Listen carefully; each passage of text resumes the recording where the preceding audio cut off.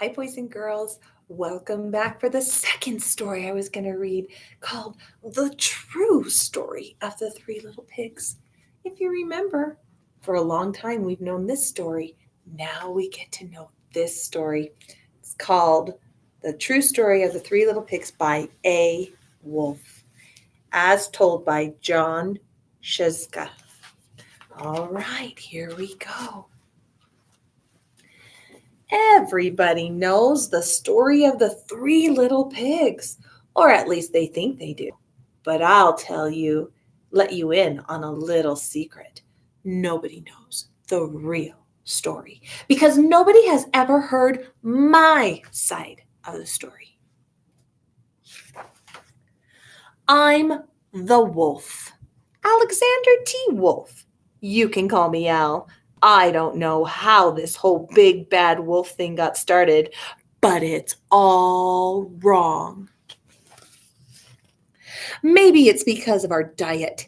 Hey, it's not my fault wolves eat cute little animals like bunnies and sheep and pigs. That's just the way we are. If cheeseburgers were cute, folks would probably think you were big and bad too. Oh, look at that. Look at the cheeseburger. There's bunny ears and there's a mouse tail. Oh my goodness. Besides pickles and cheese. But like I was saying, the whole big bad wolf thing is all wrong. The real story is about a sneeze and a cup of sugar. This is the real story. Way back in Once Upon Time, I was making a birthday cake for my dear old granny. I had a terrible sneezing cold and I ran out of sugar. Oh, what a thoughtful wolf. So I walked down the street to ask my neighbor for a cup of sugar. Now this neighbor was a pig, and he wasn't too bright either. He had built his house out of straw.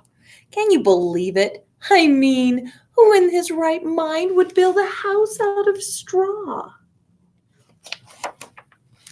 So, of course, the minute I knocked on the door, it fell right in. I didn't want to just walk into someone else's house, so I called, "Oh, little pig,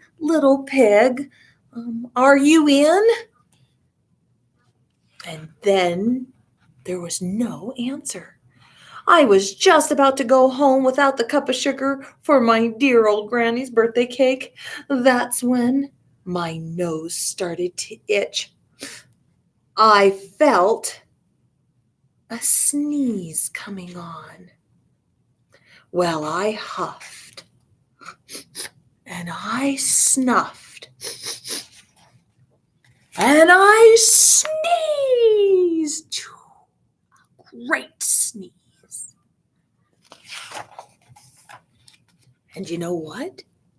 That whole darn straw house fell down, and right in the middle of the pile of straw was the first little pig, dead as a doornail.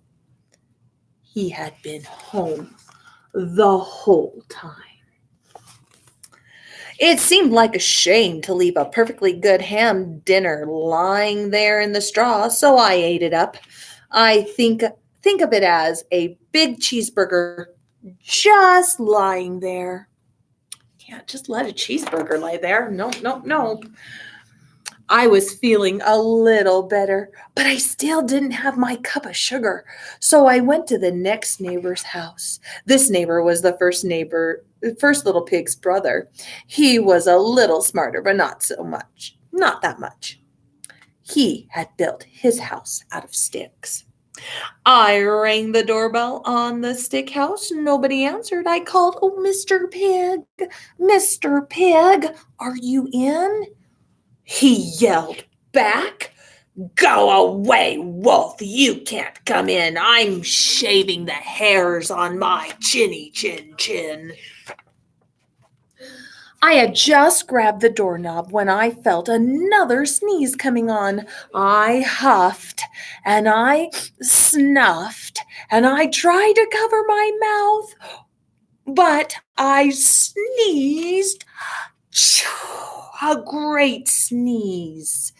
And you're not going to believe it, but this guy's house fell down just like his brother's.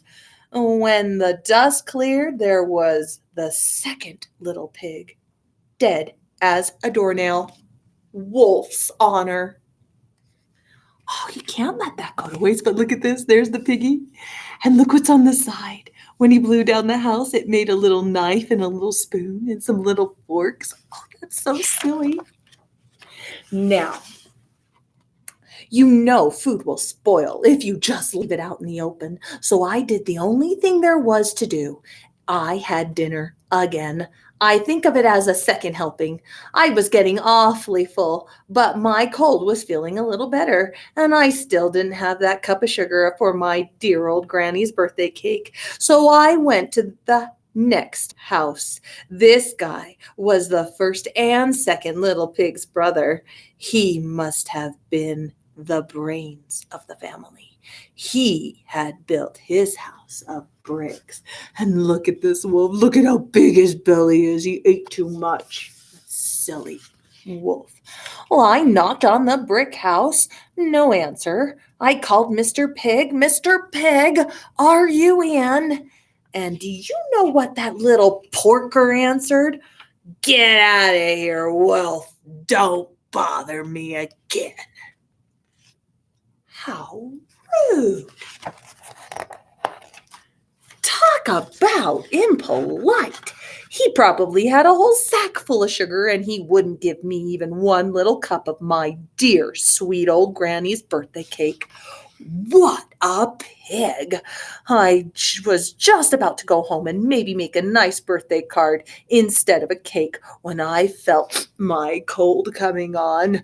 I huffed and snuffed, and I sneezed once again. Then the third little pig yelled, "And your granny can go sit on a pin."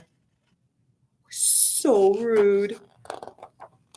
Now, I'm usually a pretty calm fellow, but when somebody talks about my granny like that, I go a little crazy. When the cops drove up, of course, I was trying to break down this pig's door, and the whole time I was huffing and puffing and sneezing and making a scene. Oh, look at that. Look at that. That's how we know the wolf, huh? Huffing and puffing and sneezing, and oh man, he's going to break down that house. The rest, as you say, is history. The news reporters found out about the two pigs I had for dinner. They figured a sick guy going to borrow a cup of sugar didn't sound very exciting, so they jazzed up the story with all of that huff and puff and blow your house down, and they made me the big bad wolf. That's it, the real story. I was framed. But maybe you could loan me a cup of sugar. Wow, what a great story. I wonder which one is the true story. This one where he's a big bad guy, or this one where he just wanted to borrow a cup of sugar. You'll have to decide. Maybe tell your parents what you think. Okay, thanks for reading those stories. I do have another fun one. You'll have to click on the other link. It's called The Three Ninja Pigs.